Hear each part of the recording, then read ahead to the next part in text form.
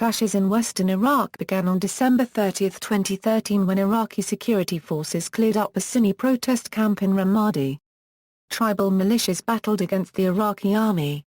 After the Iraqi Army withdrew from Anbar province to cool the situation on December 31, militants from the Islamic State of Iraq and the Levant occupied parts of the Iraqi cities of Fallujah and Ramadi, in the predominantly Sunni Al Anbar governorate. Following the arrival of ISIS, most tribal militias in Ramadi allied themselves with government forces to counter them.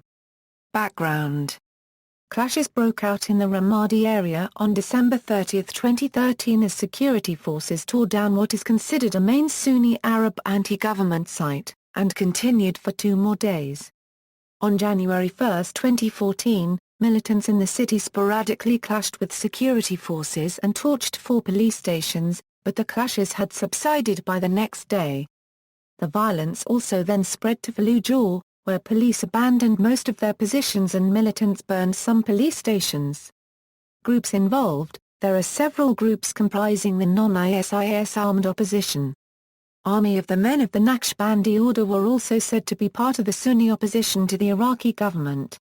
The Military Council of the Tribal Revolutionaries, the largest of the non-ISIS groups, appears to include a number of groups previously involved in the Iraqi insurgency including the JRTN, 1920 Revolution Brigade, the Islamic Army in Iraq, the Jaish al-Rashidin, Iraqi Hamas, and the former Mujahideen Shura Council of Abdullah al-Janabi.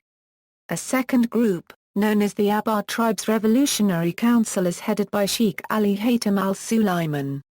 This group, unlike the MCTR, doesn't actively advocate the overthrow of the Iraqi government but instead is limited in ambition to defending Anbar from what it sees as aggression from the Iraqi central government. The final group is known as the Army of Pride and Dignity, although the group is distinct from the group of the same name formed by Sheikh Ali Haytham Sulaiman following the 2013 Hawija clashes. This group is heavily decentralized, with no clear structure or leadership.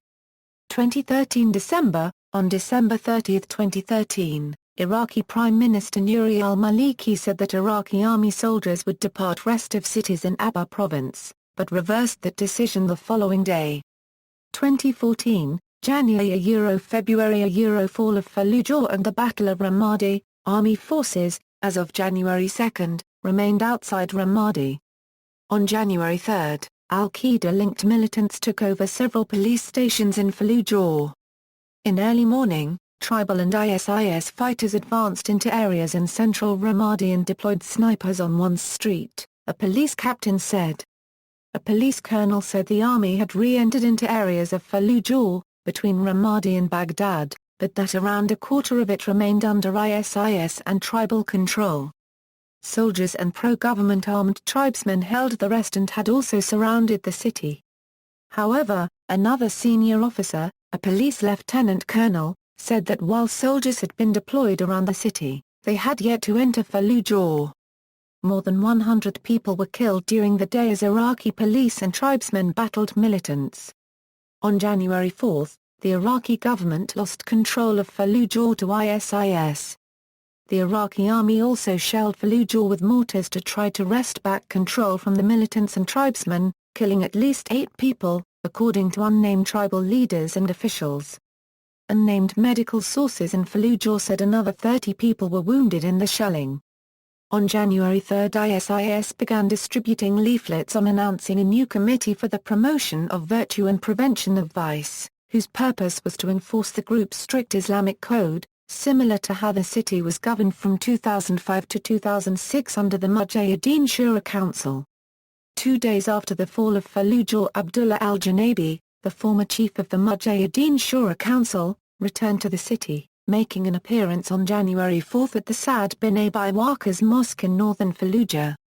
At the mosque, Janabi told worshippers that blood is on the hands of all policemen.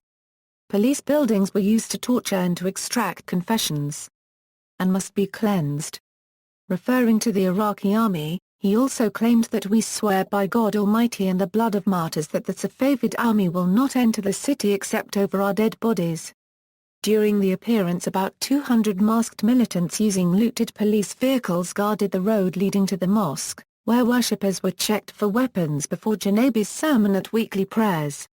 On January 6, Iraqi security forces, backed by tribal fighters, regained control of the center of Ramadi. However, clashes continued in the surrounding areas the next day, while in the city center, government offices, hospitals and markets reopened. On January 7, Iraqi missile strikes on Ramadi killed 25 militants. On the same day, unidentified gunmen also killed 7 police officers, including a captain, in an attack at a security checkpoint on a highway north of the city of Samarra. Though no group claimed responsibility for the attack, police officials suspected the ISIS militants. As of January 8, in addition to Fallujah, ISIS had control of the Anbar cities of Al-Qama, Hati, Qaldiyah, Haditha, Al-Qaim and parts of Ramadi and Abu Raib, along with numerous smaller settlements in Anbar. On January 8, an unnamed Iraq police captain confirmed that an overnight offensive by security forces and tribal fighters aimed at dislodging ISIS from South Ramadi was repulsed by the insurgents after 7 hours of heavy fighting. On January 9, Iraqi security forces, backed by tanks, engaged in heavy fighting with ISIS militants in the al-Babali area, between Ramadi and Fallujah. On January 10, clashes erupted between Iraqi special forces and ISIS in al-Babali village between Fallujah and Ramadi. On the same day, tribesmen and police retook 2 areas of Ramadi. On January 14, Sunni fighters, including ISIS, overran several more areas of Ramadi.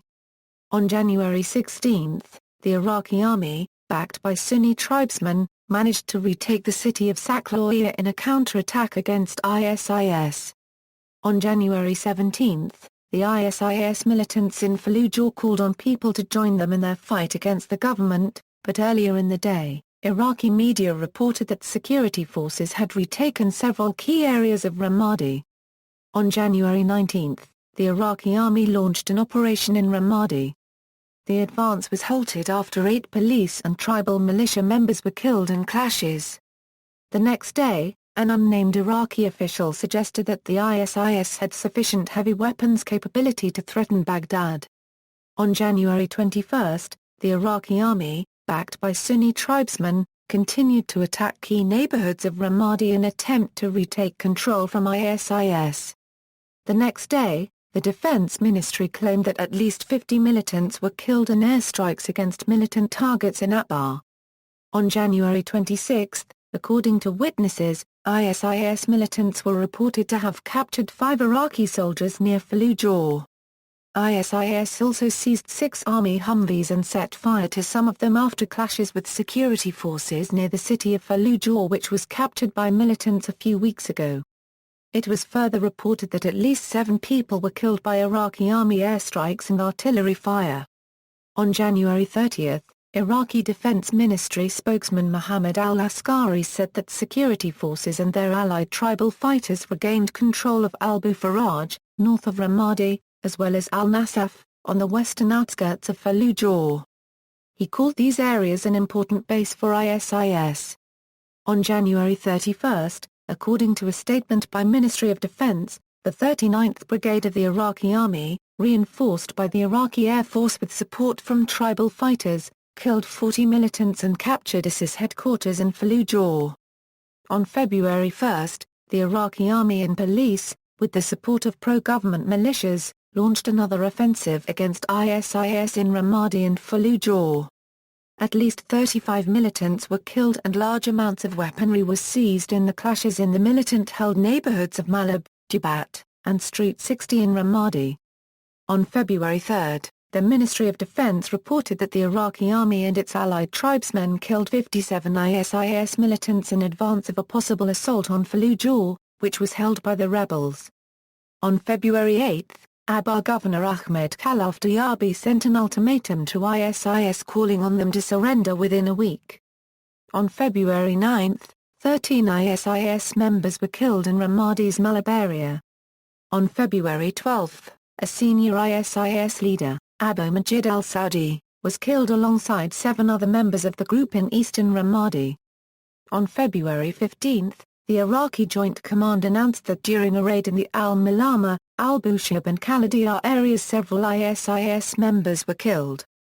On February 18, 45 ISIS gunmen were killed, including Syrian and Afghan fighters. On February 19, an ISIS leader, Abd Khalik Mahidi, turned himself to the chairman of Sons of Iraq Council, Muhammad el-Haiz, and declared his support to the security forces in combating ISIS. On February 28, a bomb attack in Haditha killed the pro-government Sunni tribal sheikh and councilman Fly al-Usman and 6 of his fighters, while 5 civilians were wounded, according to Police Chief Colonel Farooq al-Jughaifi. May government counterattack. On March 16, Iraqi security forces recaptured Ramadi and parts of Fallujah. On April 13, pro-government tribal fighters took control of the Fallujah Dam. On May 7, reports emerged that Iraqi security forces were planning a major strike to reclaim territories in Fallujah, Ghama, Dualiba and Jaf al-Sawqa. At this time, it was confirmed that ISIS took full control of Fallujah. On May 9, the military launched its offensive and by May 18, security forces regained control of the International Expressway east of Fallujah and captured 16 villages and towns around the city. ISIS offensive. On June 3, at least 18 people were killed and 43 wounded in shelling of Fallujah. On June 7, gunmen linked to ISIS took students at the University of Abba hostage after killing a number of guards and destroying a bridge leading to the main gate. The crisis was resolved when students were permitted to leave several hours later, departing the campus in buses provided by the local government. No students were reported to have been injured during the incident. On June 12, an Iraqi border patrol battalion stationed along the Syrian border abandoned its positions in the face of advancing ISIS forces to break out to the relative safety of the Kurdish-controlled town of Sinjar and Nineveh.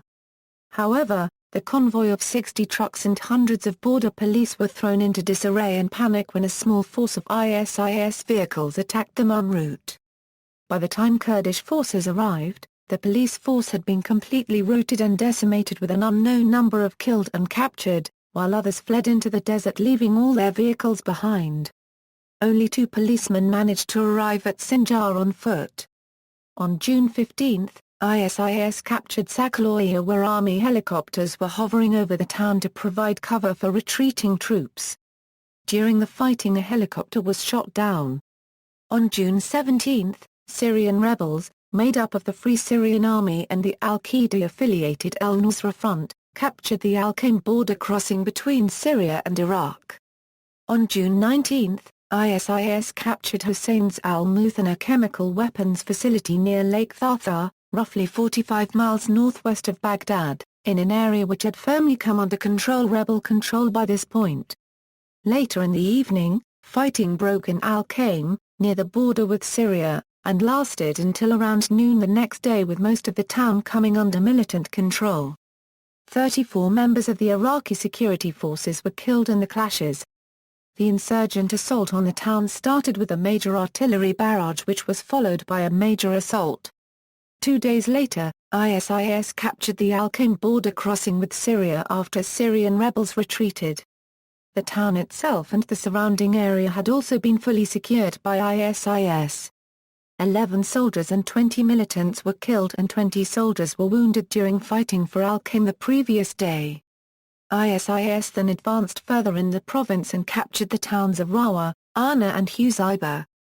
The Iraqi Army's regional command headquarters near Rawa and Ana had also become surrounded and much of Ramadi was reported to be militant-controlled.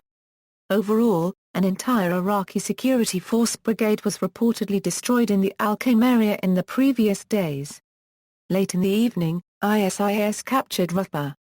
The next morning, ISIS forces captured the Al Jazeera command center in the town of Reza and 2 new border crossings, one with Syrian and one with Jordan.